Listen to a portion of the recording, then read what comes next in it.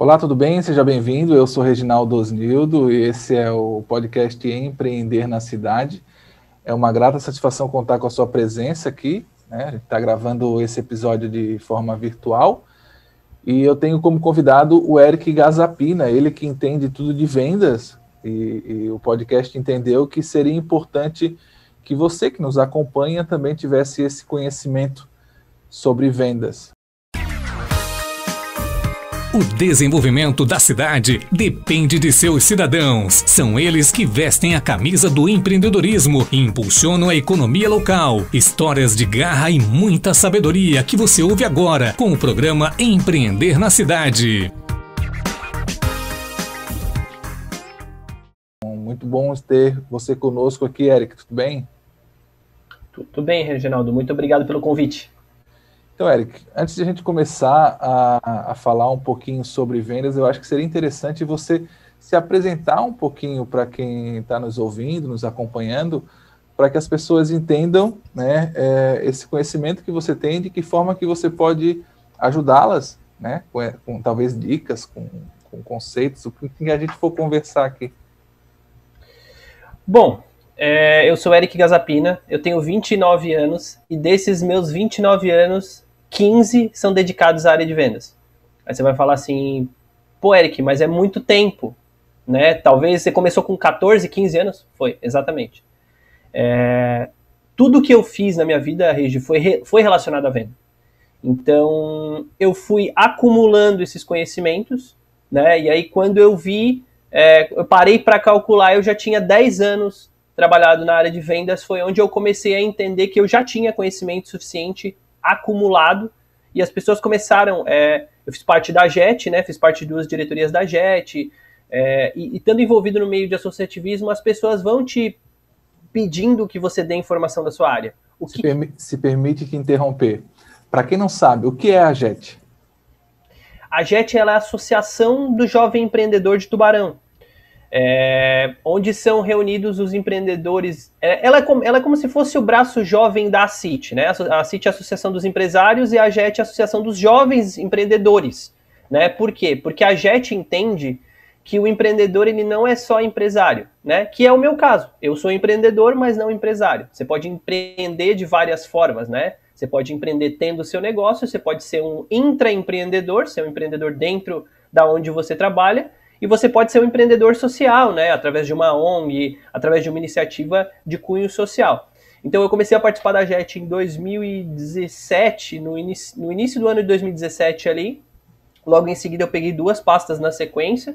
No primeiro ano eu peguei a pasta de eventos e no segundo ano eu peguei a pasta de diretoria financeira, né. A JET foi quem me impulsionou, porque os empreendedores da JET, principalmente quando você inicia um negócio na sua área técnica, na sua área de competência. E aí a empresa, geralmente ela inicia como uma eu-presa, né? Uma empresa de uma pessoa só. E aí o empresário, o empreendedor que criou o seu negócio, tem competências que, como ele está iniciando, ele está engatinhando aquele negócio, ele não sabe. E aí foi onde as pessoas começaram a me pedir dicas, informações e tal. Aí surgiu o primeiro workshop, do primeiro workshop virou a primeira palestra, e a palestra virou conteúdo digital, e hoje eu eu tenho Conversa de Vendedor, né, que é uma iniciativa online, onde eu entrevisto pessoas e linko tudo à área comercial, porque eu entendo que vendas está em tudo e tudo está em vendas. E aí o Conversa de Vendedor, essa iniciativa, ele está disponível no YouTube, no Instagram e no Spotify, então você pode ouvir em 3 plataformas, né? E paralelo a isso eu faço um trabalho em parceria com a CDL de captação de divulgação de vagas de emprego, né?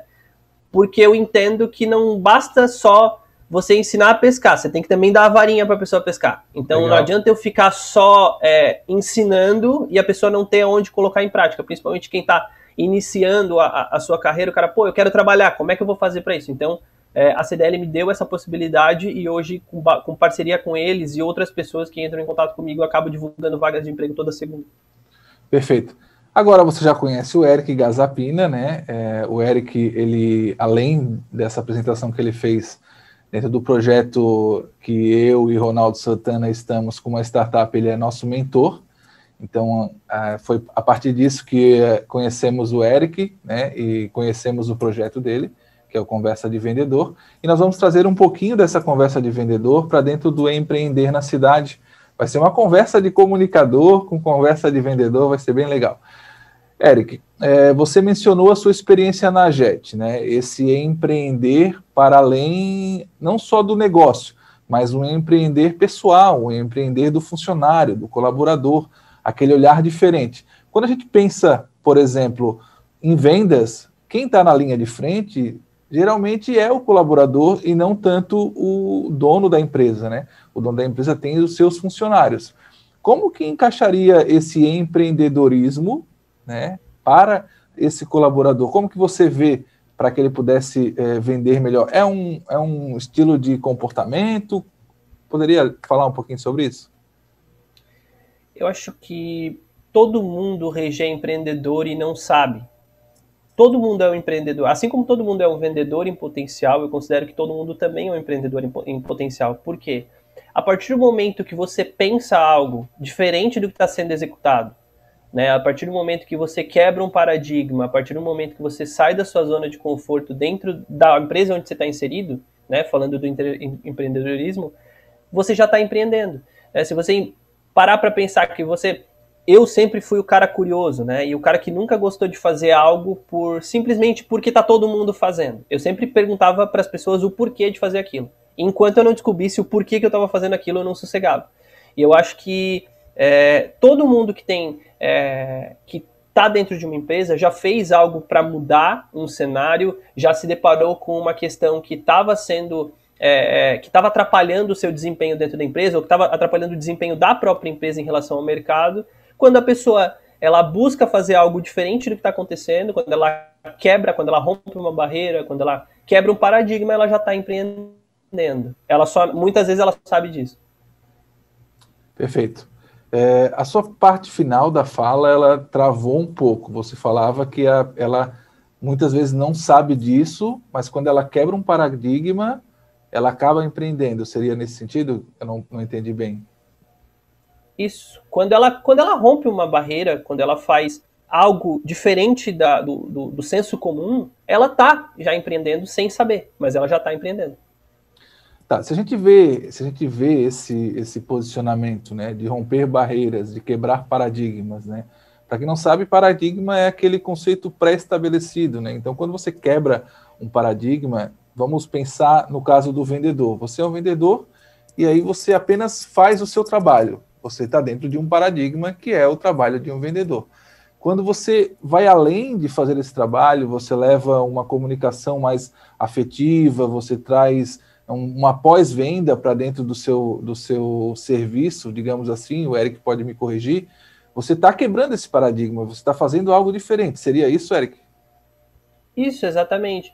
Por exemplo, assim, existe o que você é contratado para fazer, né? E fazer única e simplesmente o que você é contratado para fazer.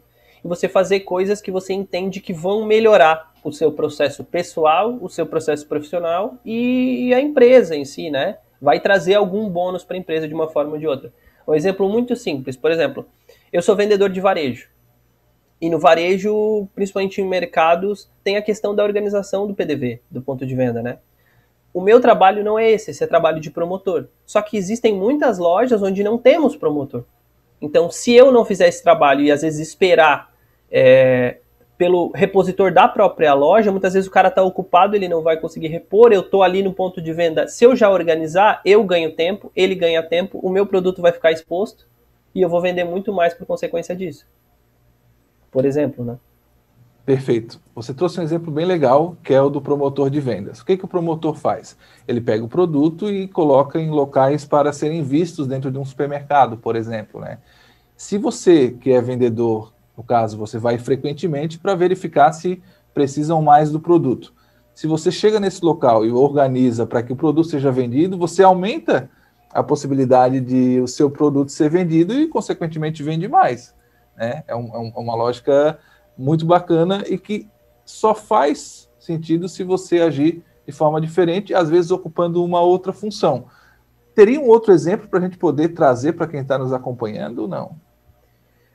Tem, eu acho que é a questão, por exemplo, do pós-venda. O pós-venda, muitas vezes, ele é um setor da empresa em separado, mas às vezes as coisas demoram para acontecer. Então, muitas vezes você mesmo pode coletar aquele feedback no final da venda.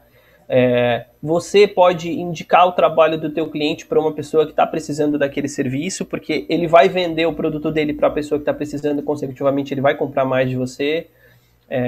Você pode tá procurando sempre buscar a melhor solução para o cliente, mesmo que você não ganhe nada por isso. Existem produtos, por exemplo, que eu vendo e não ganho nada por vender, mas eu sei que atende à necessidade do cliente. Então, eu busco sempre a melhor condição naqueles produtos em específico para atender o cara, né, para ter mais um produto no ponto de venda, para atender o cliente do cara também.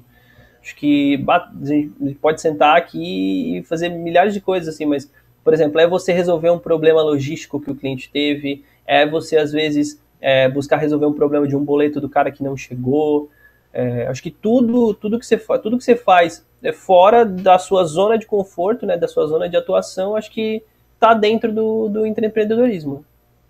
Se eu chego numa loja, muitas vezes já aconteceu, né, e eu sou abordado de forma agressiva, por exemplo. Né, passei na frente da vitrine, entrei um pouquinho, olhei um calçado, algo nesse sentido, e eu sou abordado. Né, é uma atitude correta do vendedor, por exemplo? Às vezes eu me sinto agredido, porque eu só estava olhando, acabo, não, só estou olhando aqui e tal. Qual seria o comportamento correto? Tipos de abordagens, não sei. O que você poderia nos passar? Assim, essa questão de estar correto ou não estar correto depende muito da questão do ponto de vista. Existe um estudo que é chamado de PNL, né, que é a programação neurolinguística. Quando você faz estudo de PNL, principalmente voltado a vendas, você aprende a ler modelo de mundo e motivação de compra. Existem pessoas que vão precisar desse choque para entrar na loja. Existem pessoas que, como você, vão se sentir extremamente agredidas. O trabalho do vendedor é exatamente fazer essa leitura.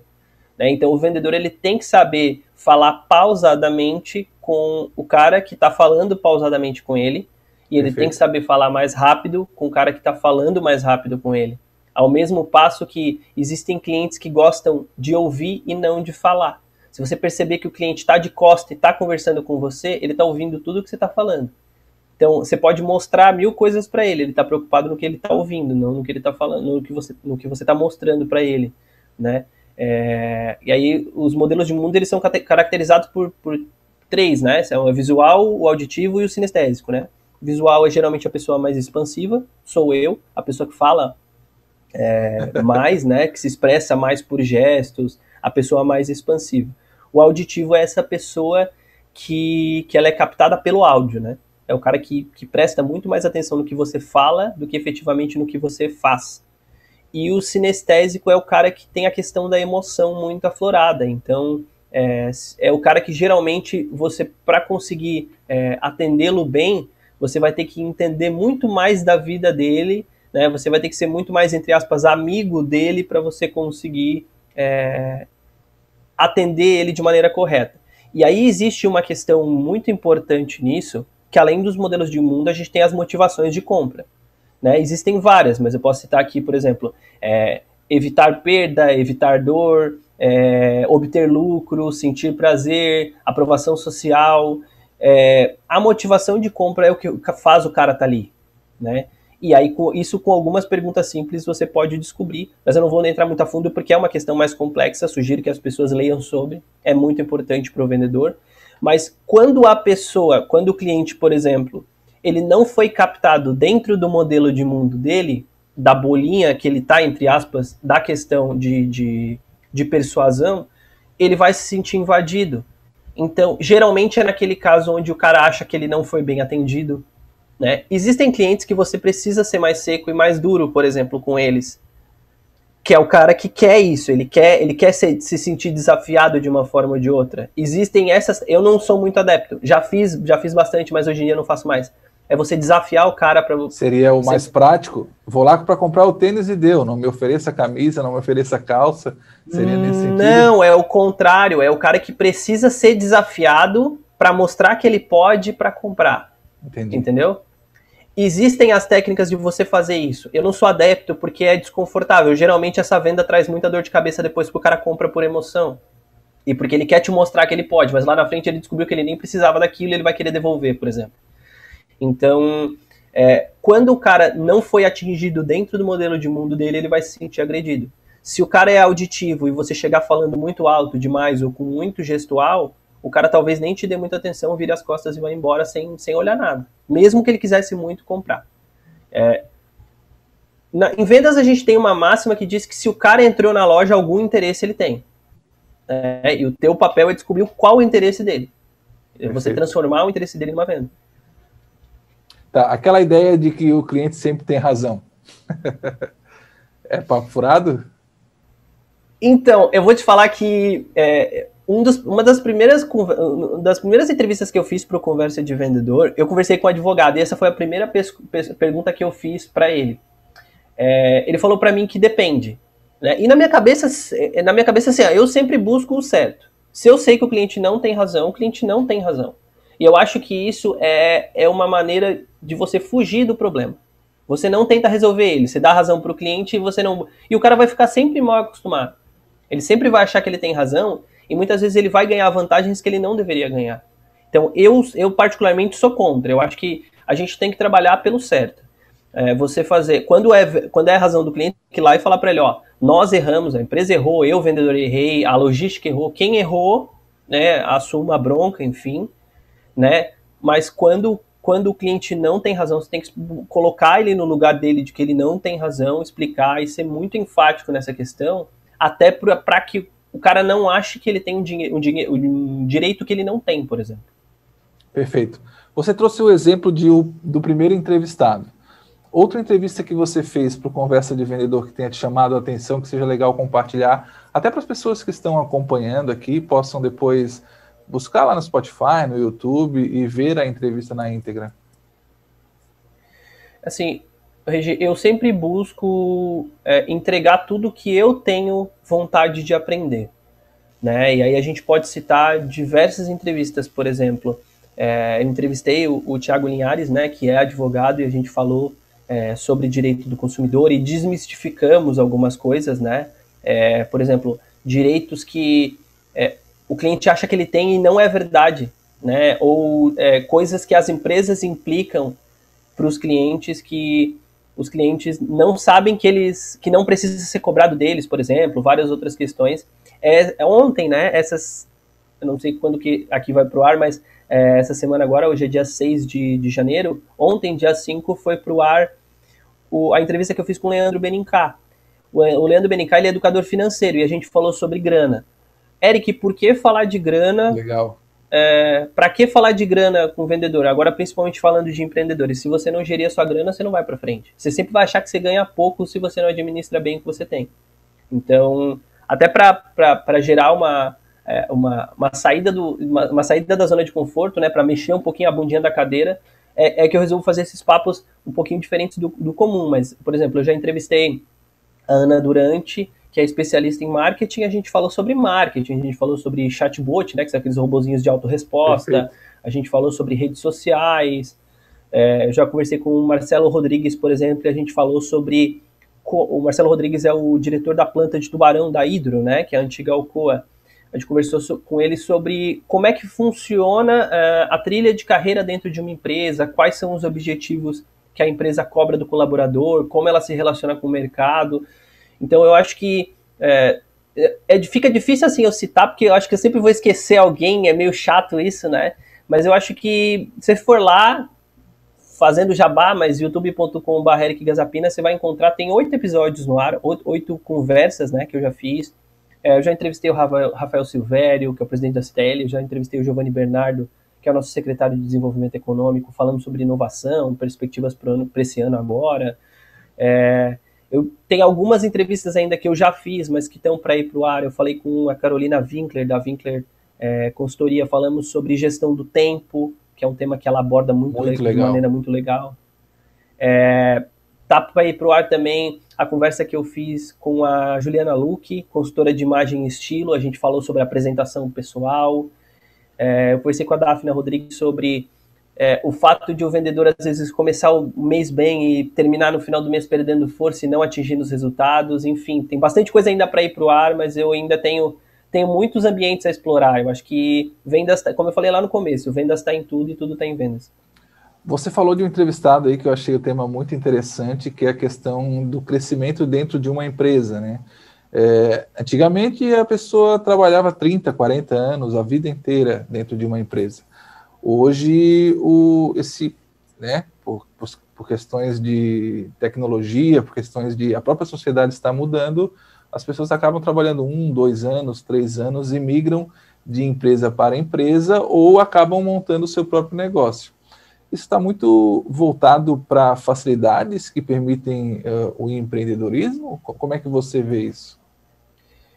Se você parar para pensar no fato da pessoa que vai sair da empresa onde ela está para abrir o seu próprio negócio, eu sou super a favor, desde que a pessoa saiba o que ela tá realmente fazendo, né? Porque muitas vezes o cara ele vai sair num rompante sem se planejar muito, ele vai abrir uma empresa sem se planejar, em pouco tempo ele vai quebrar esse negócio. Não tem problema nenhum você quebrar um negócio também. Aqui no Brasil a gente tem essa cultura de quebrou não dá certo. Fora do país a gente sabe que o empreendedor ele é medido com sucesso pelo número de empresas que ele quebrou, e quanto mais melhor, porque geralmente você não vai quebrar um negócio 2 vezes pelo mesmo motivo. É o que se entende, né? Pelo menos lá. E se o cara fizer isso de maneira muito pensada, se o cara tiver um bom planejamento e o cara se sentir confortável para isso, sem problema nenhum. O que eu não considero legal é você ficar pulando muito de galho em galho, principalmente para a questão do vendedor. Vendedor ele é sempre vendedor, né? Onde ele vá. Então ele sempre vai começar como um vendedor. Só que na mudança de uma empresa para outra, e Eric, você nunca mudou de empresa? Eu mudei tanto de empresa que eu fui tirar minhas primeiras férias com 24 anos, trabalhando desde os 14. Então, assim, eu não considero... Lógico, remuneradas, né? Eu já tive períodos sabáticos que eu tirei por conta, mas tirar férias mesmo, remuneradas, de certinho, CLT, eu fui tirar as primeiras com 24 anos. Ah, Eric, se eu tivesse começado a trabalhar com, sei lá, 21, 22, beleza. Agora eu comecei a trabalhar com 14. Foram 10 anos sem poder tirar férias por lei, entre aspas, né? Tem gente que não dá valor a isso, mas eu dou muito valor. Eu acho que quando você completa um ciclo de 1 ano numa empresa, significa que você passou por todos os percalços possíveis. O problema de você trocar muito de empresa, Regi, é que muitas vezes você não quer encontrar problema. E no primeiro problema que você encontrar, você muda de lugar.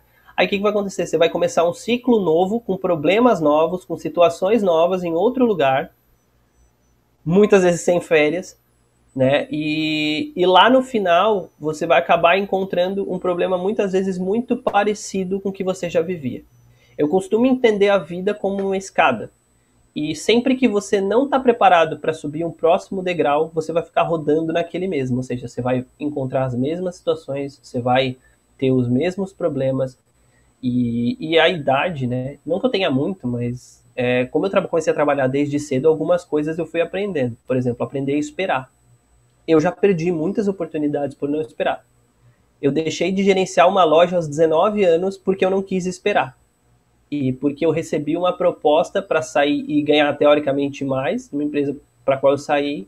Em 3 meses depois, no 3º mês, eu não recebi o salário. E voltei para a empresa que eu estava trabalhando antes. Então, a gente tem que buscar, né? Eu sou cristão e eu acredito no tempo certo das coisas. A gente tem que buscar o tempo certo para encerrar todos os ciclos.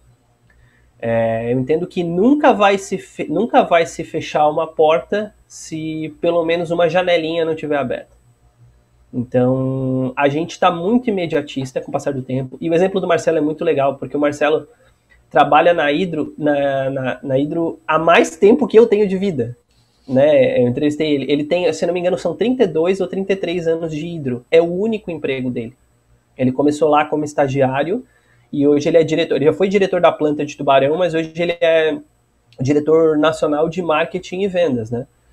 E ele tem 32 anos de empresa. É impensável, né? Se eu parar para pensar, por exemplo, meu avô se aposentou com 27 anos, tendo trabalhado só em 2 empresas na vida. E trabalhou 27 anos, né? Ele se aposentou em 98, e assim, hoje é muito difícil da gente pensar nisso, mas eu sempre olho com muito bons olhos casos. Eu tenho colegas de trabalho que têm 20 anos de empresa. E muitos deles fazendo a mesma função. É uma coisa que eu não consigo fazer, mas eu admiro quem consegue. Eu não tenho problema nenhum no cara que ele se entendeu daquela forma ali, gostou daquilo, talvez não queira dar um próximo passo, tá confortável ali para ele, legal, sem problema nenhum. Acho que beleza também, entendeu? Mas eu também admiro quem cresceu nesse processo, né, durante esses 30 anos. O caso do Marcelo, ele é muito emblemático, assim, o cara entrar como estagiário e hoje ser o diretor da empresa, e ele falou para mim que, até eu não lembro se foi na entrevista ou fora, mas ele falou para mim que não existe ninguém mais da época que ele entrou na empresa. Ele não sei se ele, eu digo assim, em pares, né, mas eu não sei se tem algum outro funcionário fabril, tal, com mais tempo, né, e ter passado por todos esses processos significa que, ele soube esperar as oportunidades. 2, ele foi muito coerente, né, com as posições dele, ele não foi afobado, ele aprendeu o que ele precisava aprender, ele não quis impor coisas, né, porque geralmente quando você impõe é aí que você acaba sendo desligado, né, ou quando você se opõe a fazer alguma coisa. E muitas vezes a gente é chamado para fazer algumas coisas que a gente não quer fazer, né, e depois lá na frente a gente descobre que a gente deveria ter feito porque a gente vai acabar sendo chamado para fazer isso ganhando menos em outro lugar, por exemplo. Então, perfeito. Existem essas oportunidades que a gente não pode perder. Qual é o episódio do Marcelo, do Conversa de Vendedor? Lembra? Eu não vou lembrar. Como que acha? Como que acha esse episódio? Se você colocar lá Conversa de Vendedor, tem a relação, mas eu acho que Conversa com Marcelo Rodrigues, né? Se você pesquisar lá no YouTube. Perfeito. Tem a conversa lá, é muito legal. Eu não sei se foi o 3º ou 4º episódio que a gente fez. Fiquei curioso, vou ouvir, sim, na íntegra, né? Porque aprendizado, né? É uma jornada que ele seguiu e levou ele a um patamar de sucesso, digamos assim. Nas suas conversas de vendedor, a sua proposta é trazer conhecimento, trazer informação genérica ou trazer o pulo do gato? Boa pergunta. Na verdade, eu acho que o Conversa de Vendedor, ele é o papo que eu teria com qualquer pessoa, com essas pessoas que eu entrevistei. Geralmente as pessoas que eu entrevisto são pessoas que eu já conheço de uma forma ou de outra. Mas é o papo que eu teria com ela sobre aquele assunto ali. Eu só tô gravando e jogando pra frente, né? Lógico, com uma ou outra formalidade que a gente não teria conversando, mas na maior parte do tempo a ideia é que esse bate-papo flua da mesma maneira como ele fluiria sem estar gravando, por exemplo. Mas a minha grande intenção é abastecer as pessoas de conhecimento, né? É facilitar o caminho para quem está passando por aquilo ali, né? E o meu negócio, ele não é voltado só para vendedores, né? Ele também é voltado para empreendedores, ele é voltado para pessoas que querem dar um up na carreira. Esses dias eu ouvi, até na entrevista que foi pro Leandro Benincá, que ele falou, pô, não tem problema nenhum você recomeçar a sua vida e criar uma carreira nova aos 40, porque na expectativa de vida que a gente tem no Brasil, você vai viver no mínimo 30 anos fazendo essa nova coisa. Então você se reinventar não tem problema. E eu acho que eu estou me reinventando como profissional, ouvindo mais. Eu estou aprendendo a ouvir e isso está me levando a entregar conhecimento para as pessoas de uma maneira ou de outra. Nós já caminhamos aí cerca de 20 minutos aproximadamente e eu tenho muita coisa para te perguntar. Mas antes de eu trazer essas novas perguntas, eu queria saber de você qual foi a sua maior dificuldade como vendedor?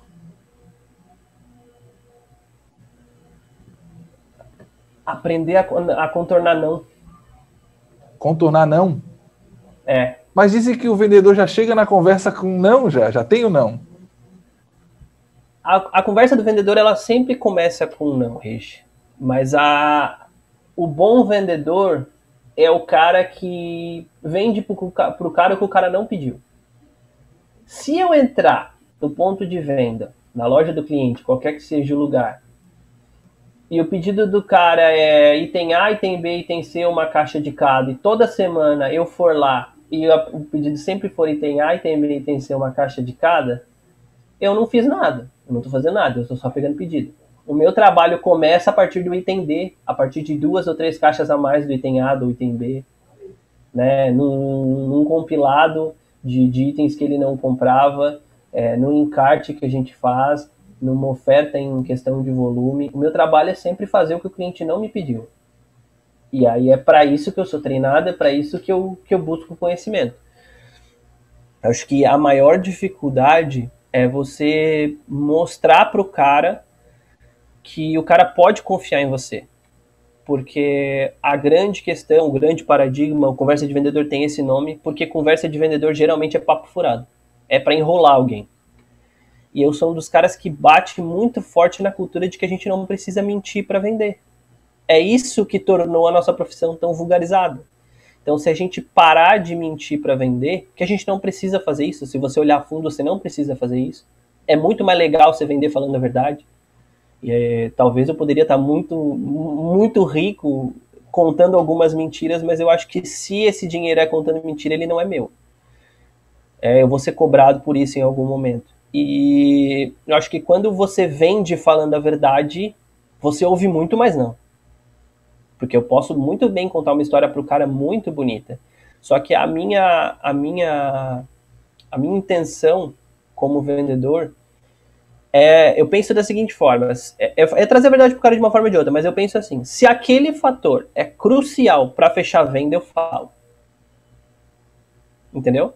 Se isso poderia causar uma devolução, eu falo. Existem coisas que você não precisa falar, né? Que não vão influenciar em nada e você perde venda por falar. Porque não vai mudar a vida do cara. Agora, se eu acho que é um fator determinante, por exemplo, assim, a validade do produto é determinante para vender. Né? Então, eu preciso dizer para o cara, esse produto tem X dias de validade. Né? A maneira de armazenar o produto, porque aí eu vou vender o produto para o cara não tem espaço para receber o produto e eu vou lá empurrar um monte de produto no cara que ele não vai ter como armazenar, que não é a seco, é a frio, por exemplo. Questão de impostos, de tributos, esse imposto está embutido, não está embutido, o frete está embutido, não está embutido. Eu vou te entregar em 5 dias. Mas eu quero em 3. Eu não consigo te entregar em 3, eu consigo em 5. Então eu não quero. Beleza. Aí perde a venda. Então eu quero. Perde a venda. Não tem problema. Eu posso tentar em 3, mas a minha entrega é 5. Eu tento em 3, não tem problema. Mas a entrega é 5 dias, por exemplo. Né? Existe cliente que é de um dia para o outro, depende da cidade, depende da grade de entrega e tal. Mas eu acho que você ouve muito mais não, é difícil você contornar o não. E principalmente é difícil você contornar o não falando a verdade. Mas quando consegue, por exemplo, eu não sei se tem algum tipo de sensação, consegui vender aquela venda que era difícil, que era impossível. Tem alguma gratificação pessoal? Que há um sentimento de... Como é que é essa sensibilidade? Todo vendedor, acho que ele é um pouco maluco, por natureza, assim. O cara que escolheu trabalhar como vendedor muito certo, eu acho que ele não deve ser. Mas eu acho que é muito prazeroso ser vendedor. É muito legal a sensação de você arrancar o mês devendo para todo mundo e terminar o mês pagando suas contas, por exemplo. Embora agora, no momento que eu vivo na vida, eu busco muito mais por estabilidade financeira. Acho que essa montanha-russa não me pega mais. Mas a sensação de você vender para o cara, de você fazer uma venda em efetivo, né, de você vender a primeira vez para um cliente, você fazer uma venda de um volume grande, você com uma venda, sei lá, você levar 30% da sua meta, eu acho que não é inexplicável, assim, não, e também não há, acho que muitas vezes o vendedor, ele nem é tão recompensado financeiramente por aquela sensação ali que ele se sente. Só que é bom e é ruim, né? Tem vendedor que se sente o dono do mundo, com aquela única venda que ele fez, ele arrota aquela única venda que ele fez pro resto da vida, né? E aí tem que tomar muito cuidado com isso, porque é todo dia, né? O trabalho não vai acabar ali. Perfeito. Tem muito cara que, por exemplo, bate a meta num mês e no mês seguinte o cara larga. Porque mês passado eu bati. Não. É um trabalho contínuo, é todo dia. Tá, e eu consigo aprender a vender se eu já tenho esse espírito empreendedor. Por exemplo, eu trabalho numa empresa, pensando em quem está nos ouvindo, né? Sou funcionário de uma empresa, mas não sou vendedor. Mas aí eu quero montar o meu pequeno negócio nas horas vagas, nos finais de semana, um período contraturno, digamos assim, né? Eu consigo aprender a vender? Tem algum tipo de curso? Você, por exemplo, oferece algum curso nesse sentido ou não? Tá, para responder a tua pergunta, eu vou te fazer uma outra pergunta. Diria o. Acho que é o seu Madruga. Acho que é o seu Madruga que fala isso, ou é o professor Girafales? Só um burro responde uma pergunta com outra pergunta, né? Brincadeira. Mas você é casado, Regi? Sim. Você precisou em algum momento se vender para sua esposa, não precisou? Perfeito. Você teve que, de algum momento, persuadi-la para dizer que você era o cara ideal para ela, não teve? Perfeito. E eu era vendedor na época, porque eu estava açougueiro no Altoff em Garopaba. Opa, fiz merchan aqui, vou botar depois um barulhinho. eu estava açougueiro em Garopaba, no mercado, né? E aí eu a conheci, eu vendia, né? Eu estava do lado do balcão, as pessoas vinham procurar alguma coisa, ela queria um bife, eu vendi 2 quilos de patinho, né? Passei na máquina 2 vezes, aqui, entreguei e tal. E foi ali o momento que eu a conheci, né? Que a gente trocou olhares, que a gente passou a se ver. Eu brinco com ela que ela começou a comprar carne 3 vezes por semana. toda quinta-feira era o dia de ela aparecer no mercado. Então, sim, foi. Eu precisei vender a minha imagem. Então, eu acho que é essa a resposta que eu tenho para dar para qualquer pessoa, porque todo mundo vende alguma coisa em algum momento da vida e continua vendendo sem mesmo saber. Quando você pede um brinquedo pro seu pai, você quer pros seus pais, enfim, para o seu tutor lá e você quer dizer para ele que aquele brinquedo é importante para você e ele te dá, é porque você convenceu ele. Se você vai fazer uma entrevista de emprego, você se vende para quem tá, se vende no bom sentido, né, gente? Não é pela questão de dinheiro, mas também, né, você vai procurar um emprego para isso, mas não é se vender no sentido pejorativo da palavra, se vender no sentido positivo, é vender uma ideia, vender a sua imagem para a pessoa. Então, você já está vendendo, né? O problema é que não é problema, né? Acho que a diferença está no fato de que o vendedor percebe isso e as outras pessoas talvez não percebam. Eu não me considero um vendedor nato. Eu classifico os vendedores de 2 formas, vendedor nato e vendedor criado. Eu me considero um vendedor criado. Existem caras que nunca fizeram um curso na vida e são fenômenos de vendas. Mas geralmente esses caras acabam de uma maneira ou de outra conceituando esse know-how, né, esse conhecimento empírico deles e acabam transformando isso em conhecimento para outras pessoas na frente, porque eles acabam lá na frente se dando conta. Mas eu acho que eu aprendi a ser vendedor. Né? Eu fui aprendendo coisas que me gabaritaram para isso. Em relação a cursos, eu aplico palestra agora por conta da pandemia, palestras físicas, assim, não temos mais feito, né? Só questão online.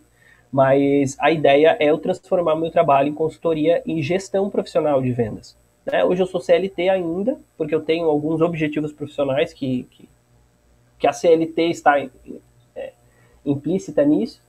Né, mas a minha ideia profissional é trabalhar com conhecimento e sim, fazer, né, na verdade eu tenho um curso, né, que é o gestão de clientes, ele é montado, né, e para ser aplicado para empresas, enfim, mas não aplico profissionalmente isso, né, são coisas feitas em paralelo, assim, questões feitas em paralelo. Perfeito. Além do Conversa de Vendedor, onde as pessoas podem encontrar Eric Gazapina, se quiserem conversar, se quiserem seguir nas redes sociais? Me segue lá no Instagram, @Eric Gazapina, né? Eric com CK, Gazapina como se fala, né? Gazapina. E você vai encontrar conteúdo lá, você vai encontrar um pouquinho da minha vida pessoal também, quem é o Eric, quem é a família do Eric, né? Esposa, filhos, né? Sou casado, pai de 2 filhos. Mas eu acho que a minha missão é essa, assim, eu acho que eu quero abastecer as pessoas de conhecimento de uma maneira ou de outra e quem estiver disposto a aprender um pouquinho mais pode me procurar lá que eu ajudo com o maior prazer. Perfeito, Eric. Estouramos o tempo basicamente aí, quase 30 minutos da nossa conversa de vendedor dentro do Empreender na Cidade. Foi uma grata satisfação contar com a sua presença. Eu acho que nessa conversa informal a gente conseguiu trazer muitas coisas boas para quem nos acompanhou, né? E muito obrigado por aceitar estar conosco aqui no Empreender na Cidade.